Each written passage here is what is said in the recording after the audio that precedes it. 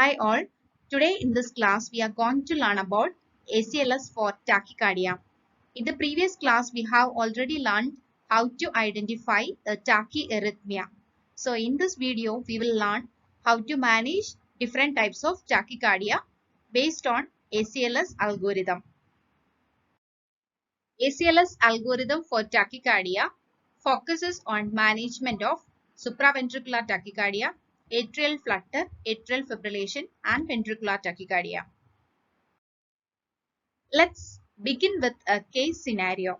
A 45-year-old woman with chief complaints of palpitations, difficulty breathing, severe pressure on her chest, extreme weakness came to our OPD and she is waiting for the doctor. Suddenly she says, I feel like I'm going to faint. And if you are there at that moment, what will you do immediately? First of all, you have to check whether your patient is conscious or not. If unconscious, you have to follow BLS assessment and follow the BLS algorithm. If the patient is conscious, do a primary assessment and secondary assessment. In the primary assessment, we can follow ABCDE approach. A stands for airway. If the person is speaking, we can assure that airway is clear. B for breathing. Look for chest rise in the person.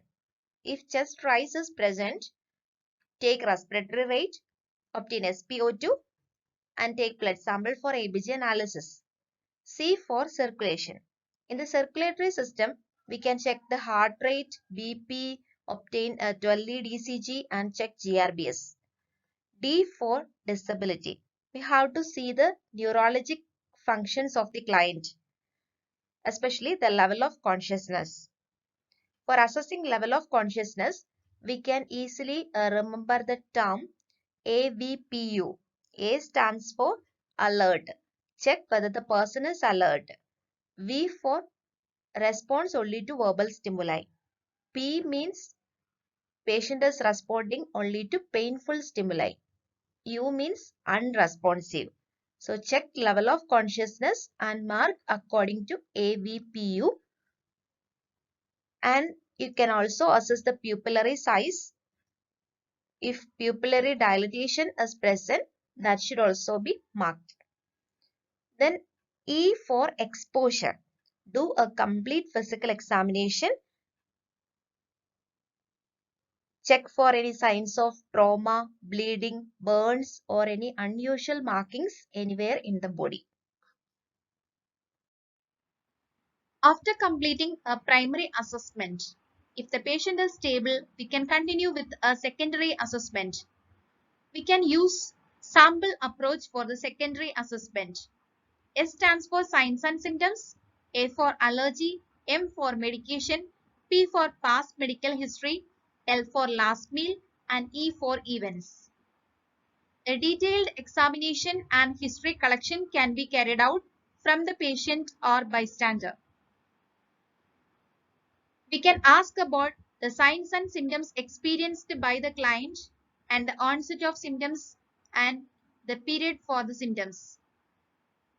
Also check whether the person is allergic to any medication or any other products. Collect details regarding the medications taken by the client. See whether there is any past medical or surgical history. Ask the person about the last meal. So it may reveal if there is any hypoglycemia due to inadequate intake. We should also ask the client regarding the events. What has occurred during this period? Now you can come back to our scenario. We have done primary and secondary assessment for our 45-year-old woman. So in the primary assessment, we followed ABCD approach. As the patient is talking, airway is clear. In the breathing, respiratory rate is 34 per minute and SpO2 is 89%. And in the circulatory system, heart rate is 150 per minute, it's tachycardia, and BP is 90/50. So it's showing a decreased cardiac output or hypotension. And in the D disability, so the neurologically patient is alert, and E, there is no other unusual markings in the body. So here we can follow secondary assessment also in this patient. Then based on our algorithm, so in such cases, first thing we have to do is identify and treat underlying cause. So here the patient is hypotensive and also tachycardic, and SpO2 is low, respiratory rate is more. So airway is patent in this patient, oxygen is administered as the SpO2 is low, then cardiac monitoring started, and ECG shows a persistent tachyarrhythmia in this patient with a rate of more than 150 per minute. In a patient with persistent tachyarrhythmia with a rate more than 150 per minute, most of the time the client will be symptomatic. So here, after completing primary and secondary assessment, next step in the algorithm is we have to assess whether the client is stable or not. The stability is decided by the following factors. So if the patient is unstable, any of these following conditions may be present in the client. That is hypotension, shock, acutely altered mental status, ischemic chest discomfort, acute heart failure. If any one of these conditions is present in the client, we can say that the patient is not stable. Otherwise, in the absence of these conditions, we can say that patient is stable. Then we will follow the algorithm for management of stable tachycardia. Otherwise, we have to consider the patient as unstable and we have to follow algorithm for unstable tachycardia.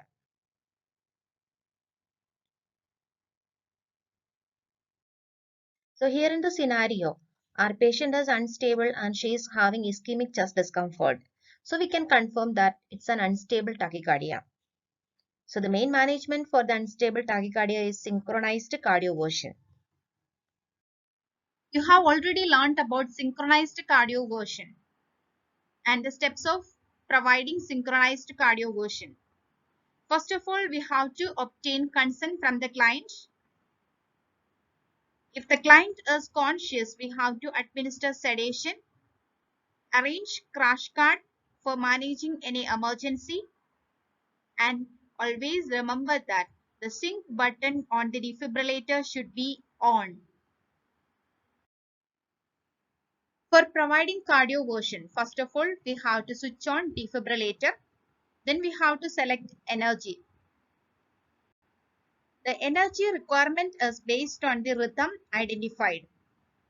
So we have to obtain ECG, check the QRS complex, whether it is narrow or wide. If the QRS is narrow, then again see whether it is regular or irregular. If the QRS is regular, it may be supraventricular tachycardia or atrial flutter. A narrow QRS with irregular rhythm indicates that it is atrial fibrillation. In case of regular narrow QRS, the requirement of energy is 50 to 100 joules, whereas if it is irregular, 120 to 200 joules is selected in the defibrillator. Then if the QRS complex is wide, then if the rhythm is regular, mostly it may be a monomorphic ventricular tachycardia. Only 100 joule is required for cardioversion. And if the rhythm is irregular, most probably it may be a pulseless VT or ventricular fibrillation, and we may have to provide defibrillation for such clients. In case of defibrillation, the sync button that will be off and the joule selected will be much more higher than that of cardioversion. An ECG which shows a rhythm like this. So which rhythm is this? First of all, you have to see the QRS complex. It's a narrow one and rhythm is regular. So if the QRS is narrow and if rhythm is regular, we need to cardiovert with 50 to 100 joules. So we are selecting cardioversion as the patient is unstable. So she is having hypotension. That means she is unstable. That's why we have selected the first management as cardioversion. And don't forget about CSCS, consent, sedation, crash cart, and sync button that should be on. Suppose we have obtained a rhythm like this. Then again, it's having a narrow QRS, but the rhythm is irregular. So the only ECG with irregular narrow QRS complex is atrial fibrillation. So the joule selected for atrial fibrillation is 120 to 200 joules. So we need more amount of energy for an irregular arrhythmia. So cardiovert with 120 joules and even up to 200 joules can be used for cardioverting patients with atrial fibrillation. For the same scenario, if we get this kind of a rhythm, this is a wide QRS complex. For a wide monomorphic VT, we need to cardiovert the client with 100 joules. Next, we move on to management of stable tachycardia. If the patient is not having hypotension, symptoms of shock, acutely altered mental status, ischemic chest discomfort, or symptoms of heart failure, we can confirm that our patient is stable. In case of stable tachycardia, initially we have to establish an IV access, obtain a 12 lead ECG, and administer initial drugs as per the algorithm. Then we can seek expert consultation for further management of the client. In stable tachycardia, the selection of drug is based on the ECG rhythm. So you have to obtain a 12 lead ECG and check whether the QRS complex is narrow or wide. If it is narrow, the management can be vagal maneuver, adenosine, beta blocker, or calcium channel blockers. But adenosine is contraindicated in irregular rhythm. So it's administered only in case of SVT and atrial flutter, not in atrial fibrillation. If it is wide QRS, then adenosine and antiarrhythmic infusions are the management. But in irregular wide QRS, again adenosine is contraindicated. In case of stable tachycardia, before administering any drug, we can try for vagal maneuver if the rhythm is regular and narrow complex. And here in this video, you can see the patient is having a regular narrow complex tachycardia. So the rate is going up to 34 to 45. So here the vagal maneuver is given by providing a carotid sinus massage. Here the doctor is giving carotid sinus massage in one side of the carotid artery. So you can see the variations in the monitor. So the rate is coming down and the rhythm become a normal sinus rhythm after providing carotid sinus massage. So here you can see the change in the rhythm and the rate is also decreasing.